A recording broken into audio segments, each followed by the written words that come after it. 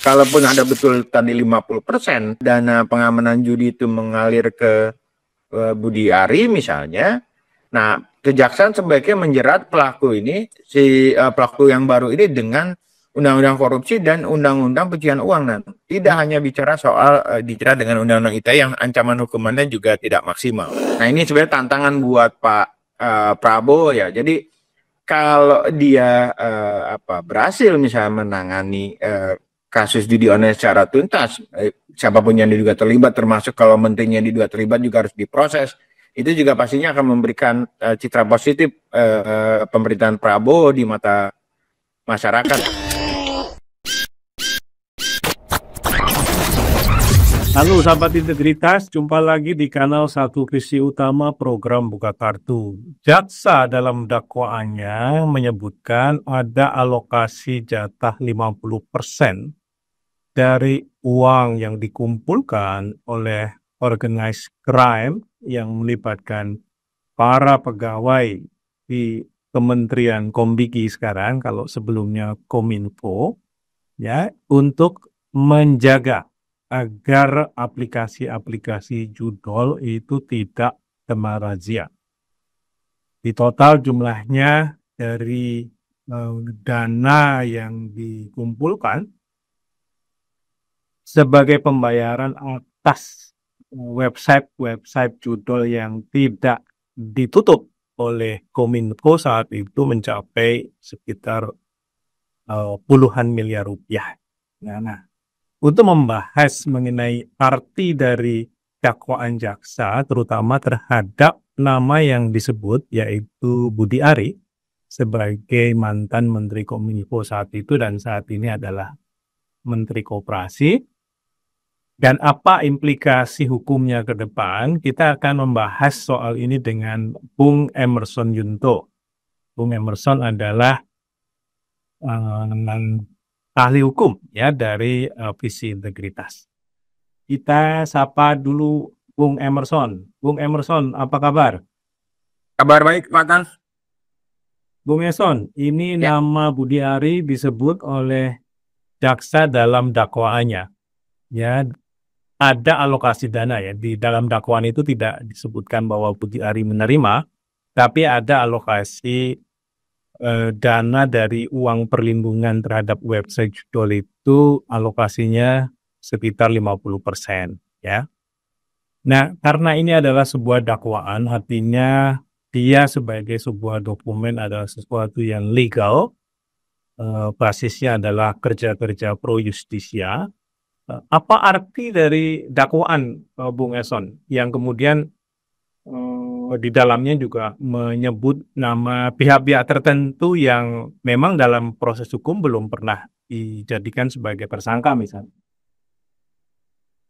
Ya, kalau mencermati proses pembuatan surat dakwaan ya yang dilakukan oleh jaksa, kan ketika jaksa menyusun surat dakwaan, dia pastinya akan melihat fakta-fakta yang muncul gitu ya dari proses pemeriksaan di tingkat baik penyelidikan, penyidikan maupun juga nanti di tahap fase penuntutan.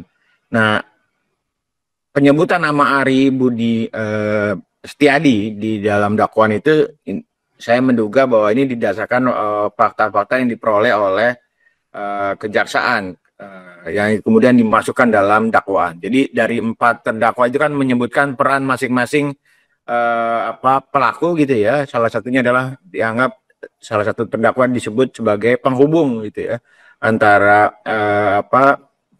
pelaku lapangan dengan misalnya Budi Ari. Nah, di sisi yang lain juga disebut adanya penerimaan persentase gitu ya, pembagian persentase dari masing-masing pelaku, termasuk juga disebut nama Budi Ari mencapai 50% agar situs judinya itu tidak diblokir oleh Kemenkominfo atau saat ini Komdigi. Jadi proses ini adalah proses awal, Pak. Nah, proses awal dalam tahap proses perkara pidana gitu ya, ketika sampai ke pengadilan. Nah, kita akan mendengar atau kita tunggu nantinya apakah dakwaan ini kemudian bisa dibuktikan gitu oleh jaksa dan kemudian di dasar pertimbangan bagi hakim ketika mengambil keputusan. Tapi yang juga ditunggu oleh masyarakat juga adalah pemanggilan atau pemeriksaan saksi Budi Aristiadi di dalam persidangan di perkara ini, Pak Tan. Oke, jadi kalau kita bicara soal surat dakwaan yang disusun oleh jaksa ya, Ya, dan ini tentu saja bukan hanya dalam kasus korupsi ya, tapi juga kasus-kasus pidana yang lain, itu berarti bukan satu proses yang sembarangan ya. Artinya ya betul. dia tidak hanya berdasarkan katanya, karena ini kan yang mungkin perlu dipertegas ya kepada para sahabat integritas kalian, bahwa ketika jaksa itu menuliskan dakwaan, berarti seluruh hal yang ada di dalam dakwaan itu tentu bukanlah sebuah opini ya. Ya, Dari betul. dasarnya adalah bukti-bukti yang sudah dikumpulkan oleh mereka. Nah, kalau kita merujuk kepada alat bukti, Bung Eson, yang Hmm. menjadi dasar dari sebuah proses hukum, sehingga proses hukum itu bisa lanjut ke tahapan penuntutan. Kira-kira kalau dalam bayangan Bung Eson, bukti-buktinya apa saja tuh yang kemudian bisa menjadi dasar sehingga nama itu kemudian dimunculkan dalam dakwaan?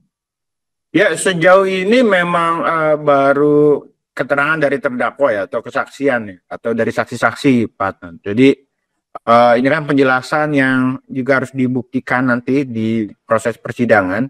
Jadi ada penyebutan soal persentase itu juga penting untuk dilihat kembali apakah ini disertai dengan bukti-bukti yang kuat atau tidak, gitu ya. Tapi paling tidak dengan penyebutan nama ini kan kita juga masyarakat apa ya melihat bahwa tidak akan mungkin gitu ya satu proses pemblokiran ini itu tidak misalnya diketahui atau oleh misalnya pimpinan gitu ya, oleh pimpinan dalam hal ini Menteri Kominfo waktu itu. Nah ini yang kemudian harus dilihat Pak Adnan. Jadi sementara ini baru dugaan saya baru saksi-saksi memberikan keterangan berdasarkan kesaksian dari terdakwa. Nah apakah punya bukti yang lain memang harus tidak muncul tuh di dalam dakwaan. Jadi misalnya bukti lain itu adalah bukti transfer atau bukti dokumen gitu ya terkait dengan konfirmasi apakah betul 50% itu diterima oleh Budi Ari. Jadi sementara ini yang kemudian harus digali lagi. Tapi saya menggarisbawahi begini Pak Tan. Jadi untuk membuka tabir gitu ya, ini sebenarnya pihak penegak hukum dalam hal ini kejaksaan atau kepolisian itu tidak perlu menunggu proses persidangan. Jadi bisa langsung misalnya aktif misalnya dengan ada dakwaan ini misalnya mereka melakukan pemeriksaan lanjutan tuh misalnya terhadap Budi Ari gitu ya. Jadi ini kan juga sekaligus membuktikan statement-statement dari misalnya Pak Prabowo atau sebelumnya Pak Jokowi yang katanya yang akan memberantas judi online. Jadi kalau saat ini bukan akan-akanan karena buktinya atau misalnya fakta-fakta sudah muncul di dalam dakwaan, jadi harusnya bergerak lebih cepat, begitu. Bu Person, kalau tidak salah saya baca ya, untuk beberapa pemberitaan sebenarnya alokasi 50% yang kemudian masuk di dalam dakwaan itu juga didukung oleh catatan-catatan tulisan tangan ya, yang dimiliki oleh para terdakwa. Nah, apakah ini juga dalam konteks tadi ya proses yuridis dalam penegakan hukum juga bisa digunakan sebagai salah satu alat bukti yang bisa dipakai oleh kejaksaan? Ya, itu disebut sebagai bukti tertulis ya. Bukti tertulis baik surat, dokumen, transaksi atau bukti transaksi itu bisa digunakan. Jadi kita mungkin juga ingat kasus dana non budgeter yang melibatkan Romin Dahuri ya di waktu di KKP ya, Kementerian Kelautan dan Perikanan ya. Jadi dana-dana non budget itu dicatat dalam satu kayak buku memo ya, siapa saja yang diduga menerima. Nah, dari data itu yang kemudian bisa ditelusuri lagi oleh penegak hukum, benar tidaknya misalnya si A, si B dan C menerima sesuai dengan catatan yang diterima oleh apa disebut misalnya oleh Menteri Rohmin waktu itu. Nah, ini yang kemudian bisa diperdalam lagi oleh penegak hukum ya. Apakah 20, 30 dan 50% itu catatannya itu kemudian bisa dibuktikan gitu. Apakah betul ada proses transaksi? Jadi di luar bukti kesaksian atau pernyataan dari para terdakwa, kalaupun itu ada catatan, itu menjadi dua alat bukti yang cukup kuat, Pak Adnan. Bung Emerson, ini situasinya kan para terdakwa ini tentu ketika diperiksa kemudian dicatat ya, dan itulah yang sering kita sebut sebagai BAP ya, berita acara pemeriksaan. Nah, BAP para terdakwa inilah yang kemudian menyebutkan ya nama-nama itu, termasuk nama Menteri Kominfo saat itu Budi Ari. Nah, apa implikasinya ketika mereka itu nanti di persidangan atau dalam tahapan persidangan, akhirnya mereka batalkan sendiri tuh. Dengan tentu berbagai alasan bahwa kami tidak pernah menyebut, itu catatan kami tidak tahu, siapa yang menulis, siapa yang membuat, siapa yang menyusun gitu ya. Kan seringkali kejadiannya seperti itu ya.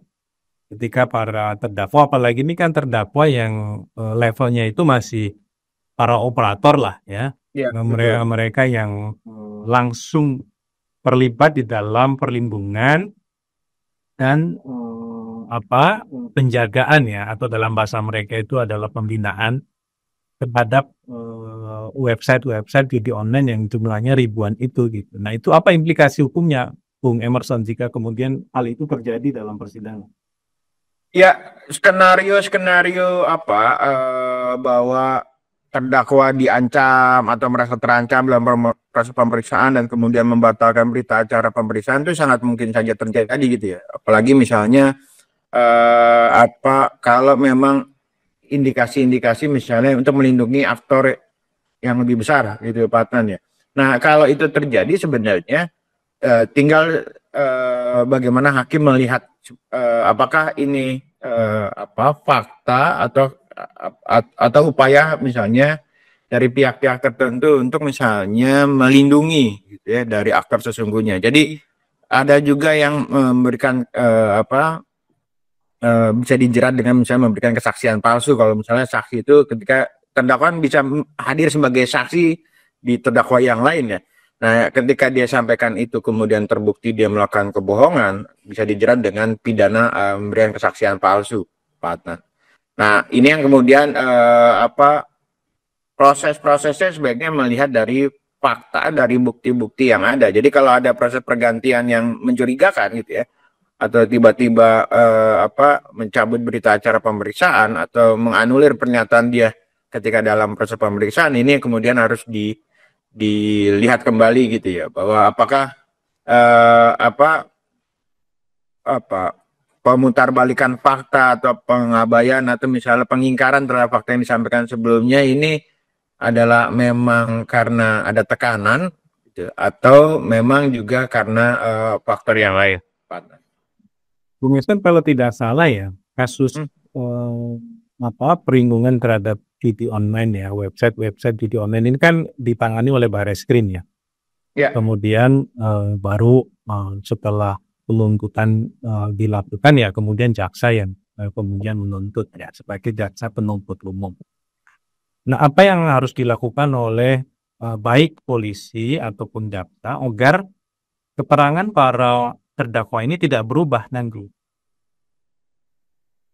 Ya, ini sebenarnya bagian dari strategi ya. Jadi bagian strategi lain tuh misalnya menawarkan para pelaku atau terdakwa dengan mekanisme justice kolaborator. Jadi dia bisa memberikan kesaksian secara aman, kemudian dengan janji tuntutan pidananya tidak diperberat gitu Pak Adnan. Atau misalnya dia akan mendapatkan perlakuan khusus selama dalam proses penahanan. Nah, ini sebenarnya bisa dilakukan oleh penegak hukum untuk memastikan bahwa pernyataannya itu tidak berubah, atau misalnya dia mau misalnya membuka secara lebih bebas begitu ya, siapa-siapa yang diduga terlibat, apakah hanya yang disebut Budi Ari saja yang hanya 50% atau juga bahkan bukan tidak mungkin aparat penegak hukum. Jadi kalau bicara soal pemberantasan judi online ini kan menjadi menarik ya. Menarik kenapa yang diproses oleh penegak hukum baru di level operator, baru pemain judi online gitu ya. Tapi ketika bicara soal siapa bandar, siapa yang melakukan backing gitu ya, melakukan membackup misalnya praktek pelaku pidana ini nggak belum pernah muncul dalam proses penanganan kasus judi online. Nah, jadi peluangnya sebenarnya ada di sini. Jadi untuk membuktikan keseriusan pemerintah memberantas judi online, ini sebenarnya titik masuk lah atau tahapan yang kemudian harus dimanfaatkan secara optimal. Ya, apalagi kalau kita merujuk kepada data PPATK ya, yang disampaikan secara terbuka kepada masyarakat, itu kerugian dari masyarakat akibat dari judi online yang selama ini berjalan secara aman di Indonesia ya, itu kan mencapai 600 triliun kalau tidak salah. Dan ini tentu 2 kali lipat dari biaya MBG ya selama 1 tahun, dan ini juga hampir separuh dari APBN kita, dan implikasinya ke masyarakat juga luar biasa ya. Misalnya ada yang bunuh diri, apalagi kalau kita lihat dari struktur sosial yang bermain atau terlibat dalam judi online itu kan ada juga yang kelas menengah bawah ya.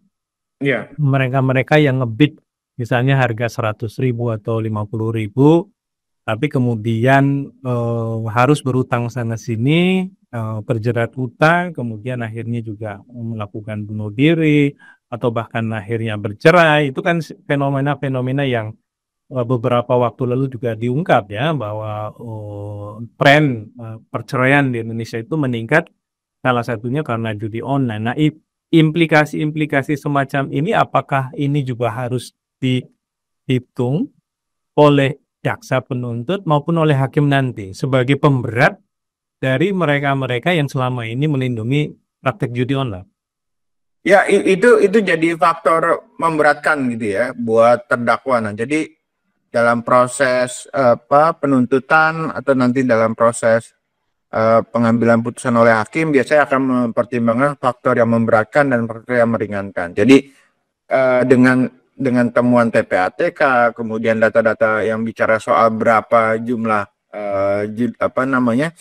judi online gitu ya, aplikasi judi online yang konten judi online yang tersebar di platform digital atau situs web, ini yang kemudian juga harus jadi pertimbangan untuk menjatuhkan vonis berat buat pelaku, partner. Nah, di luar yang itu sebenarnya juga menarik bahwa pelaku judi online kan sementara ini masih dijerat dengan Undang-Undang ITE gitu ya. Ancaman hukumannya hanya 10 tahun. Padahal kalau bicara soal kasus ini yang juga disebut-sebut melibatkan atau misalnya disebut-sebut oleh misalnya para terdakwa atau dalam dakwaan itu juga mengalir ke Budi Ari. Nah, ini yang kemudian harus digunakan pasal pidana yang lain, Pak. Jadi sebagai pejabat publik, penyelenggara negara harusnya bisa dijerat dengan Undang-Undang Tindak Pidana Korupsi. Di luar itu kan kasus-kasus judi online itu kan selalu berkaitan erat dengan isu pencucian uang. Makanya kalaupun ini diproses, ini sebenarnya bisa dibawa ke ranah pidana korupsi, Pak. Jadi kalaupun ada betul tadi 50% dana pengamanan judi itu mengalir ke Budi Ari misalnya. Nah, kejaksaan sebaiknya menjerat pelaku ini, pelaku yang baru ini dengan Undang-Undang Korupsi dan Undang-Undang Pencucian Uang. Nah, tidak hanya bicara soal dijerat dengan Undang-Undang ITE yang ancaman hukumannya juga tidak maksimal. Oke, Bung Eson, kita geser sedikit ke soal politik hukumnya ya. Ya. Karena Budi Ari ini adalah seorang tokoh menteri ya, yang sekarang juga masih aktif sebagai menteri dan dikenal sebagai orangnya Jokowi. Ya, kita tahu dia dipilih sebagai Menteri Koperasi itu ya juga karena pertimbangan bahwa dia orangnya Jokowi. Nah, sementara Barreskrim ini kan pucuk pimpinannya yaitu Pak Sigit Listio itu kan juga orang yang sangat dipercaya oleh Jokowi saat itu untuk menjadi Kapolri, ya. Nah, dengan melihat situasi seperti ini, termasuk bahwa isu mengenai praktek perlindungan judi online itu juga kabarnya atau melibatkan para petinggi aparat penegak hukum gitu ya. Dulu waktu kasus Sambo kan juga terdengar santer ya soal itu, dan ini artinya cakupan dari penanganan secara hukum kasus perlindungan terhadap praktek judi online di Indonesia ini akan sangat politis gitu ya. Karena situasi politiknya memang seperti itu, realitas politiknya kelihatannya seperti itu. Nah, bagaimana supaya misalnya Prabowo sebagai presiden itu juga tidak menghadapi satu hambatan di dalam upaya menangani dan memberantas judi online di Indonesia dengan melihat situasi tadi, bahwa ada orangnya Jokowi yang diduga terlibat, dia juga adalah menteri yang sekarang jadi menterinya Pak Prabowo begitu ya. Sementara aparat penegak hukum dalam hal ini Barreskrim yang menangani kasus judi online itu, Kapolrinya masih orang yang sangat dipercaya oleh Pak Jokowi saat itu. Bahkan kita tahu kemarin juga ada isu ya, yang mana dalam kegiatan Sespinti gitu ya, dalam kegiatan pendidikan para perwira, calon perwira tinggi Polri, beberapanya sowani juga Jokowi kan, untuk mendengarkan masukan-masukan dan saran-saran dari Jokowi sebagai mantan presiden. Nah, apa yang harus dilakukan oleh Prabowo nih supaya proses hukum ini memang seperti yang banyak diharapkan oleh masyarakat, ini akan membuka tabir siapa pelaku utamanya, siapa pelindung utamanya selama ini, siapa yang paling menikmati dari perlindungan yang diberikan kepada para bandar judi online selama ini.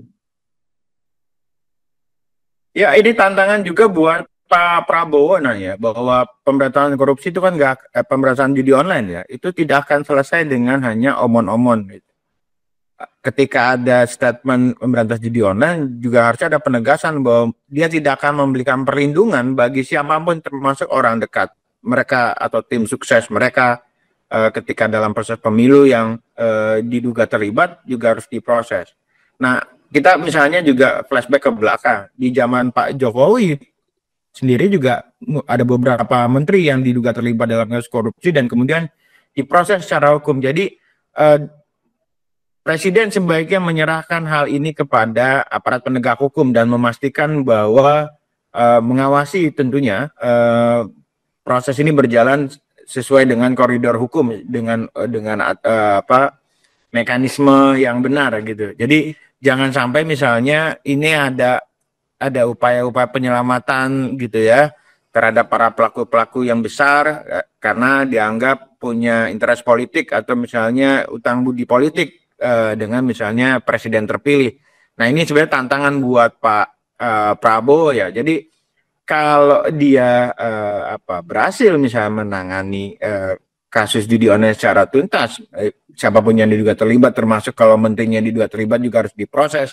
Itu juga pastinya akan memberikan citra positif pemerintahan Prabowo di mata masyarakat. Dan jadi ya kita juga mendengar soal ada jangan-jangan kasus ini seperti juga kasus Sambo gitu ya, bahwa nanti kekhawatirannya ada melokalisir misalnya pelaku-pelaku yang hanya di tingkat level operator. Nah, ini yang kemudian harus dijaga betul oleh pemerintahan Pak Prabowo, memastikan proses ini keras, tegas, dan kemudian tidak melakukan perlindungan kepada siapapun yang diduga terlibat. Jadi panjang kasus ini hanya menjerat pelaku level omon-omon, level operator gitu ya. Jadi kita sebut pemberantasan judi online hanya omon-omon belaka.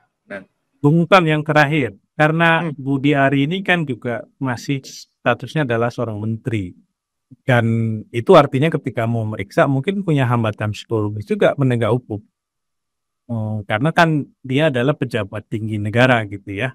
Ya. Nah, apakah memungkinkan misalnya dengan alasan-alasan dan pertimbangan-pertimbangan soal kemudahan bagi upaya pemeriksaan lanjutan terhadap masalah ini, Presiden Prabowo menonaktifkan saja Budi Ari sebagai Menteri Koperasi. Meskipun, sekali lagi nih Bung Emerson, yang harus kita lihat, Menteri Koperasi ini sedang punya gawean gede. Mereka sedang membuat Koperasi Merah Putih, ya, yang anggarannya 400 triliun. Dan kita tahu ini juga adalah bagian dari ambisi Presiden Prabowo. Nah, jadi ada situasi yang juga membingungkan ya, yang dihadapi hari ini, di mana Budi Ari sendiri sebagai Menteri Koperasi sedang menjalankan program ambisius ya, yang itu muncul lahir dari eranya Prabowo nih. Ini bagaimana menghadapi situasi ini? Ya, sepakat tadi misalnya dengan pernyataan bahwa sebaiknya Presiden juga bisa mengambil langkah tegas ya, dalam artian kalau memang dari informasi yang dikumpulkan oleh Pak Prabowo ada indikasi kuat atau misalnya dugaan keterlibatan Budi Ari, sebaiknya Budi Ari bisa dinonaktifkan, bahkan misalnya juga bisa diberhentikan di tengah jalan gitu ya. Terkait dengan pembentukan Koperasi Merah Putih kan sebenarnya siapapun juga orang yang ditunjuk oleh Prabowo sebagai Menteri Koperasi pastinya akan mensukseskan program ini. Jadi ada atau tanpa Budi Ari Setiadi, sebenarnya program ini tetap berjalan, Pak. Jadi untuk memastikan program ini berjalan, tidak ada gangguan, apalagi gangguan proses hukum, ya sebaiknya kalau Prabowo punya perhitungan-perhitungan tersendiri gitu ya, ya sebaiknya Budi Ari dinonaktifkan gitu ya, atau misalnya dibebas tugaskan sementara agar proses hukum ini menjadi lebih clean and clear.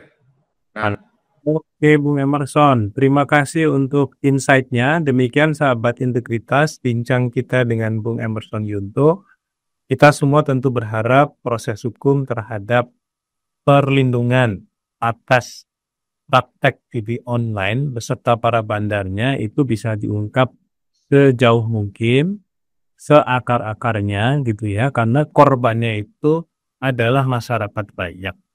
Mereka-mereka yang statusnya orang miskin, mereka-mereka yang pendapatannya juga tidak terlalu banyak, dan bahkan berharap bisa mendapatkan tambahan pendapatan dengan terlibat di judi online gitu ya. Karena ada iming-iming bahwa mereka itu bisa menang, mereka itu akan mendapatkan uang banyak, meskipun pada akhirnya ya yang terjadi adalah sebaliknya, mereka adalah korban dari praktek judi online yang selama ini ternyata dilindungi oleh mereka-mereka yang harusnya memberantasnya.